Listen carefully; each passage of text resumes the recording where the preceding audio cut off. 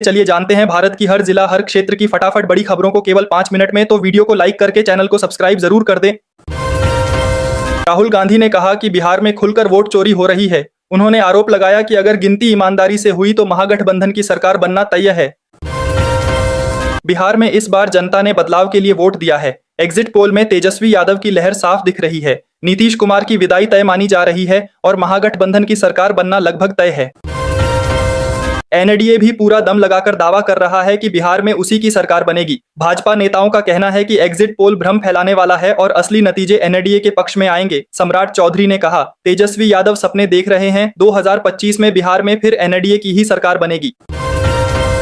योगी सरकार ने night shift में काम करने वाली महिलाओं की सुरक्षा के लिए नई शर्तें लागू की हैं। अब ओवरटाइम में महिलाओं को डबल सैलरी दी जाएगी। इसके साथ ही योगी सरकार ने 17 जिलों के 21 इंटर कॉलेजों में इंडोर मिनी स्टेडियम बनाने का फैसला किया है। अखिलेश यादव ने बिहार के एग्जिट पोल को भ्रमित करने वाला बताया है। उन्होंने कहा कि बीजेपी अपने पक्ष में माहौल बनाने के लिए चैनलों का इस्तेमाल करती है। दिल्ली में हाल ही में हुई घटना को लेकर असम में आपत्तिजनक पोस्ट करने वालों पर पुलिस ने सख्त कार्रवाई की है। मुख्यमंत्री हिमंत बिस्वा शर्मा ने बताया कि 15 लोगों को गिरफ्तार किया गया है और उनके नाम भी सार्वजनिक कर दिए गए हैं। राहुल गांधी ने भी बड़ा आरोप लगाया है कि लोकतंत्र की हत्या लाइव हो रही है और बीजेपी के लोग खुलेआम वोट चोरी कर रहे हैं। एग्जिट पोल के बीच राहुल गांधी ने कहा कि बीजेपी के लाखों लोग घूम घूम कर हर राज्य में वोट प्रभावित करने की कोशिश कर रहे हैं। राहुल गांधी ने आरोप लगाया कि मोदी और शाह लोकतंत्र को नुकसान पहुंचा रहे हैं और वोट चोरी को सिस्टम से कवर किया जा रहा है। अशोक गहलोत ने कहा कि लोकतंत्र बचाने की जिम्मेदारी सिर्फ राहुल गांधी की नहीं है, बल्कि जनता को भी साथ आना होगा। बिहार विधानसभा चुनाव के बीच नेताओं की जुबानी जंग जारी है। प्रधानमंत्री मोदी अपनी सभाओं में विपक्ष पर जंगल राज लाने का आरोप लगा रहे हैं।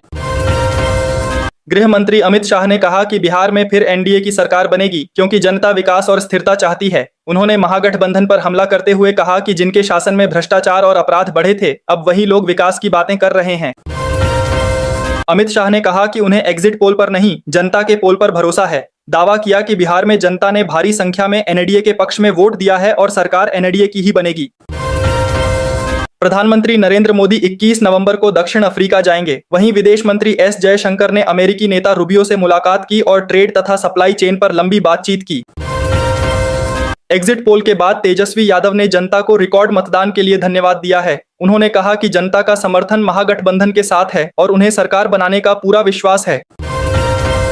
प्रधानमंत्री किसान सम्मान निधि योजना की 21वीं किस्त नवंबर महीने में जारी होने जा रही है। केंद्र सरकार किसानों के खाते में सीधे 2000 रुपये ट्रांसफर करेगी। इस बार 8 करोड़ से अधिक किसान इस योजना का लाभ उठाएंगे। सरकार ने स्पष्ट किया है कि जिन किसानों की ई-केवाईसी और बैंक लिंकिंग पूरी है, केवल उन्हीं के खाते में यह राशि भेजी जाएगी। उत्तर प्रदेश के मुख्यमंत्री योगी आदित्यनाथ ने एग्जिट पोल पर कहा कि असली नतीजा जनता के वोट से तय होगा, न कि सर्वे से। उन्होंने दावा किया कि बिहार में जनता ने विकास और सुशासन के लिए एनडीए को ही चुना है। मल्लिकार्जुन खड़गे ने दावा किया है कि महागठबंधन की सरकार बिहार को 20 वर्षों की लाचार व्यवस्था से मुक्ति दिलाएगी। उन्होंने यह भी कहा कि चुनाव के बाद बीजेपी नीतीश कुमार को किनारे कर देगी। दिल्ली में हवा की गुणवत्ता पर आंशिक सुधार के बावजूद लगातार दूसरे दिन भी एक्यूआई गंभीर श्रेणी में रहा और प्रदूषण ने लोगों को राहत नहीं दी। उत्तर प्रदेश सरकार ने विकसित यूपी के लिए 12 सेक्टरों का रोड मैप तैयार किया है, जिसका विजन डॉक्यूमेंट 15 दिसंबर तक तैयार हो जाएगा। बांग्लादेश की प्रधानमंत्री शेख हसीना वतन वापसी को तैयार हैं। उन्होंने यूनुस को चेतावनी दी है कि भारत से रिश्ते खतरे में डालना आत्मघाती कदम होगा। एनडीए नेताओं ने दावा किया है कि बिहार चुनाव 2025 में तेजस्वी यादव राघोपुर सीट से हार जाएंगे। उन्होंने इसका कारण क्षेत्र में विकास की कमी और मतदाताओं की नाराजगी बताया है।